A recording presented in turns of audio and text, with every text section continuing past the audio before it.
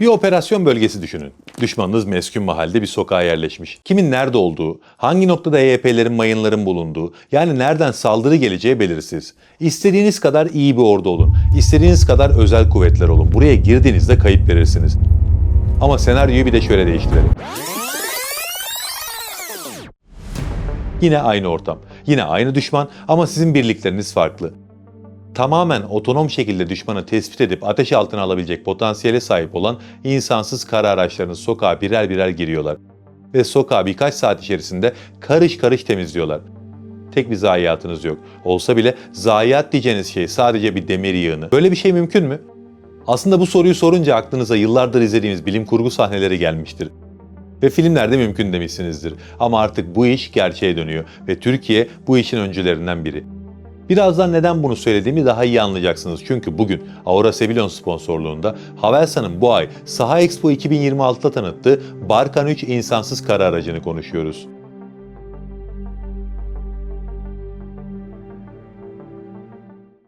Türkiye'nin lider su arıtma markası Aura Sebilon Unique sunar. Bugünkü videoda aslında bugünü değil, geleceği konuşuyoruz. Evet, bugün hazır olan bir sistemden bahsedeceğiz. Ama bu sistemin dahil olduğu dijital birlik diye bir konsept var ki bu konsept bugünden ziyade geleceği inşa ediyor. Havelsan'ın dijital birlik konseptini ayrıca bir videoda çok detaylıca ele alacağım. O yüzden şu an ona çok fazla girmiyorum. Bugün daha çok Barkan 3 insansız kara aracına odaklanalım. Dijital birlik dediğim şey özetle insansız hava araçları, insansız kara araçları ve insansız deniz araçlarının ortak bir komuta kontrol ağı altına girip sürü halinde bir operasyonu otonom şekilde tamamlamaları. Yani bütün insansız sistemleri aynı anda bir görev için bir yere gönderiyorsunuz ve onlar orayı tamamen otonom şekilde temizleyip size bırakıyorlar. Bilim kurgu filmlerinde yıllardır izlediğimiz şeyler gibi. İşte böyle bir konseptin kara unsurlarını temsil eden ilk öncü platformu da bugün konumuz olan Barkan oldu. Gelişim süreci Havelsan'la Tekatron'un el sıkışmasıyla başladı. Yani burada bir üretim ortaklığı var. Bu ortaklıkla ilk olarak Barkan 1 geliştirildi ve İDEF 2021 fuarında Barkan 1 kamuoyuna tanıtıldı. Barkan 1 ve Barkan 2 bugünkü konumuz olan Barkan 3'ün temelini oluşturuyor. O yüzden öncelikle bu iki sistemi karşılaştırmalı olarak görmekte fayda var. Gelişim süreci daha iyi anlaşılır bu şekilde. Barkan 1, otonom seyir sefer, rota planlama ve lider takibi gibi temel özelliklere sahip. Elektrik motorlu bir platform. Boş ağırlığı 380 ila 400 kilogram arasında değişiyor.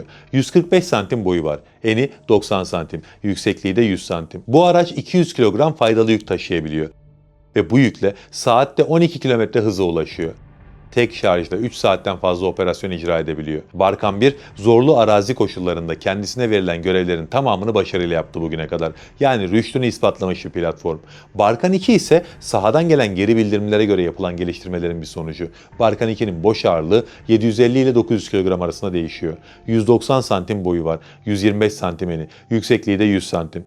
Faydalı yük kapasitesi bu versiyonda 400 kilograma kadar yükseltildi. Yine elektrik motorlu ve saatte 15 km hıza ulaşabiliyor. 5 saatin üzerinde de kesintisiz görev yapabiliyor. Tabi yapılan değişiklikler sadece boyutlarla sınırlı değildi. Barkan 2'nin sağladığı en önemli kazanım ağır ateş gücü sağlayan sistemlerin entegre edilmesi oldu. Uni Robotics tarafından geliştirilen Trakon Light uzaktan komutalı silah sistemi Barkan 2'ye entegre edildi. Yine 40 mm otomatik bomba atar. Roketsan'ın meta lazer güdümlü füzesi ya da Gürbağ üretimi dolanan mühimmat fırlatma sistemleri gibi sistemler Barkan 2 üzerinde başarıyla test edildi. Tabi savunma sanayinde durmak diye bir şey yoktur.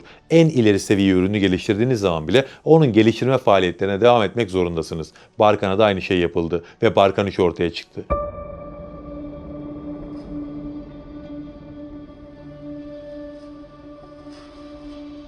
Barkan 3, Barkan ailesinin ulaştığı en üst düzey teknolojik seviyeyi temsil ediyor. İlk kez bu ay Saha Expo 2026 Savunma ve Havacılık Fuarı'nda tanıtıldı. Yine bu geliştirme bir ihtiyacın sonucu. Kara kuvvetleri Barkan 1 ve 2'yi kullandıkça geri bildirimlerde bulunuyor ve Havelsan bunlara göre yeni geliştirmeler yapıyor. Peki neler değişti? Fiziksel ve sınıfsal açıdan bakarsak Barkan 1 ve Barkan 2 orta sınıf 1. seviye araçlardı. Barkan 3 orta sınıf 2. seviye seviyesine yükseltildi. Tabi boyutları da belirgin şekilde büyüdü. Barkan 3'ün azami hızı saatte 25 kilometreye çıktı. 35 santim dik engeli aşabiliyor. 70 santim hendek geçişi, %60 yan eğim ve 50 santim derinliğindeki sulardan geçebilme yetenekleri var. Zaten bu yetenekleri kazandığı için taktik intikal süreçlerinde ağır zırhlılara filan ayak uydurabilir hale geldi. Ama Esas değişiklik boyutlarından ve hareket kabiliyetinden ziyade sensör potansiyelinde yapıldı. Sensörler böyle sistemlerin çevresel farkındalığını veya otonom sürüş güvenliğini arttıran unsurlar ve Barkan 3'te sensör sayısı önceki modellere kıyasla 4 katına çıkarıldı. Araçta 16 adet sürüş ve çevre kamera sistemi, yeni nesil kamera setleri, çoklu lidar entegrasyonları ve radar tabanlı otonomi sensörleri var. Bütün bu sensörler ve yapay zeka algoritmaları sayesinde Barkan 3 dinamik rota planlaması yapabiliyor. Bulunduğu bölgenin 3 boyutlu hassas bir haritasını çıkarabiliyor. Engellerle karşılaştığı zaman otonom şekilde operatör müdahalesi olmadan o engellerden kaçınabiliyor.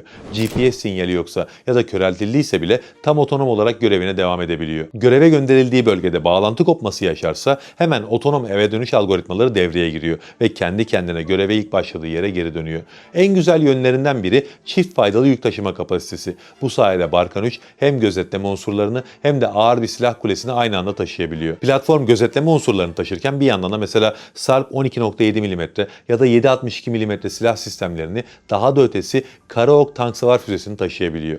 Yani hangi açıdan bakarsanız bakın, bu sistem bir savaşta dengeleri etkileyebilecek bir sistem. Bir çatışma ortamında her ordu elinin altında böyle bir sistem ister. Ama tabii ki her ordu buna sahip olamaz. Peki Türk ordusu şu an aktif olarak bu sisteme sahip mi? Yani envanter durumu ne? Barkan serisi insansız kara araçları artık deneysel prototip aşamasını geride bıraktı. Endüstriyel ölçekte seri üretim sürecindeler ve envantere girmiş durumdalar. İlk kez resmi olarak 2023 yılında Barkan 1 Türk Silahlı Kuvvetleri envanterine girmişti. Sonra 2025 yılına kadar sahadaki kullanıcı birliklerden geri dönüşler alındı ve 2025'te Barkan 2 buna göre güncellenip Türk Silahlı Kuvvetleri bünyesinde görev almaya başladı. Yani hem Barkan 1 hem de Barkan 2 envantere girdi. Barkan 3 ise daha yeni tanıtıldı ama bu yılın sonuna doğru test faaliyetlerini bitirip muayene ve kabul süreçleri açılacak. Yani 2026 yılının sonunda bu sistemin de envantere alınması planlanıyor. Zaten dediğim gibi Barkan 1 ve Barkan 2 uzun zamandır sahada kullanılıyor. Şu ana kadar 1000 kilometreden fazla mesafe kat ettiler. Kullanıldıkları operasyon ortamlarını düşündüğünüzde çok uzun bir mesafe bu. Yani olgunlaşmış bir projeden bahsediyoruz. Peki bu olgunlaşmış projenin dünyada rakibi var mı derseniz ciddi rakipleri var. Dünyada şu an en olgun proje ve hatta en yaygın olarak kullanılan proje Estonya menşeli bir firma tarafından geliştirildi. Temis adındaki bu paletli insansız kara aracı şu an 16 ülkenin envanterinde ve bunun içinde NATO üyesi ülkeler de var. Yani küresel anlamda artık başarısını kabul ettirmiş bir sistem bu. Hatta en son Birleşik Arap Emirlikleri 40 adetlik tedarik sözleşmesi imzaladı. Diğer bir önemli rakip de Rheinmetall'in ürettiği 8x8 tekerlekli Mission Master SP platformu. Ukrayna Savaşı'nda sahada aktif olarak kullanılıyor bildiğim kadarıyla ve ciddi bir rakip. Yani dünyada Barkan 3'ün dişli rakipleri var. Türkiye'de de tek platform bu değil. Mesela Elektrolend, Boğaç ve Hançer insansız kara araçlarını geliştiriyor ya da Aselsan ve Katmerciler ortak bir proje üzerinde çalışıyorlar. Yani Barkan 3'ün dünyada olduğu gibi Türkiye'de de ciddi rakipleri var. Peki böyle bir insansız kara aracı Türk ordusunun ne işine yarayacak? Bizi en çok ilgilendiren bu. Sonuçta bizim askerimizin cephede burnu kanamasın diye yapılıyor bunlar. O yüzden operasyon senaryoları önemli. Mesela Irak'ın kuzeyinde terör operasyonlarının olduğu bölgelerde Barkan 3 Türk ordusunun ciddi anlamda işine yarayacak. Geçici üst bölgelerine, özellikle de uç noktalardaki üst bölgelerine lojistik ikmal gerçekten çok zor. İşte bu işi Barkan omuzlayacak. Engebeli arazilerde kullanılabildiği için burada Türk ordusunun rahatlamasını sağlar. Yani keskin nişancı tehdidi falan kalmaz artık. Aynı şekilde sınır hattındaki gözetlemede de bu sistem çok işe yarayabilir. Türkiye'nin çok sorunlu bölgelerde uzun bir sınır hattı var. İşte burada Barkan 3'ün üzerine entegre edilen elektrooptik termal kamera istasyonu çok işe yarayabilir. Sınır boyunca Barkan 3'ler sürekli otonom devreye atarak sızma girişimlerini tamamen engelleyebilir. Hatta üzerindeki silah kulesiyle gerektiğinde müdahale de edebilir. Bu sistem olgunlaştıkça en çok işe yarayacağı senaryo bence meskun mahal çatışmaları. Meskun mahal zordur bilirsiniz. Dar sokaklar, bubi tuzakları, keskin nişancı mevzileri kabus gibidir. Böyle bir ortamda Barkan 3 timlerin önünden ilerleyip timlerin gireceği bölgeleri önden temizleyebilir. Operasyon yapılan bölgede EYP ya da mayın varsa askerin canını riske atmadan bu patlayıcıları temizleyebilirsiniz. Çünkü Barkan 3'ün gövdesine EYP dedektörleri entegre edebiliyorsunuz. Hatta şüpheli paketler olduğu zaman bunlara müdahale edebilen robotik kolları da üzerine entegre edebiliyorsunuz. Haliyle hiçbir canı riske atmadan her tür patlayıcıya müdahale edebilirsiniz. Bunun dışında sıcak çatışma hattındaki sıhhi tahliye operasyonlarında bunu kullanabilirsiniz. Bir çatışma anında silah arkadaşınız yaralandığında onu o sıcak çatışma bölgesinden çıkarmaya çalışırken alabileceğiniz en büyük riskleri alırsınız. Genellikle yaralıyı kurtarmaya giden sıhhiye personeli düşman ateşine maruz kalırlar. İşte Barkan böyle bir ortamda askerimizin işini ciddi anlamda kolaylaştırabilir. Yani Barkan 3 gerçekten Türk ordusunun elini güçlendirecek. Ama daha da önemlisi Havelsan'ın dijital birlik projesi iyice olgunlaştığında Türk ordusunun elini rahatlatmanın çok daha ötesine geçecek bu iş. Artık mesele en karmaşık operasyonları tek bir asker kullanmadan tamamlamak boyutuna evrilecek. Hendek operasyonları zamanında dijital birlik konseptinin olgunlaşmış olduğunu bir düşünün. Mesela Nusaybin'de bir mahallenin temizlenmesi gerekiyor. Önden insansız hava araçları havalanıyor ve bölgenin operasyon için bir haritasını çıkarıyor. Ardından Barkan 3 gibi insansız kara araçları ve kamikaze dronlar ardı ardına bölgeye girmeye başlıyor. Tek tek her deliği kontrol ediyorlar. Hem düşman unsurlarını hem de onların yerleştirdiği tuzakları birer birer temizliyorlar. Ardından ordunuz elini kolunu sallaya sallaya içeri giriyor. Bilim kurgu filmi gibi geliyor insana. Aslında bir film değil bu. Şu an dijital birlik konsepti Türkiye'de ciddi anlamda çalışılan bir konsept. Ve isterseniz onu da daha sonra ayrıca bir videoda çok detaylı şekilde konuşuruz. Allah'a emanet olun. Türkiye'nin lider su arıtma markası Aura Sebilon Unique sundu.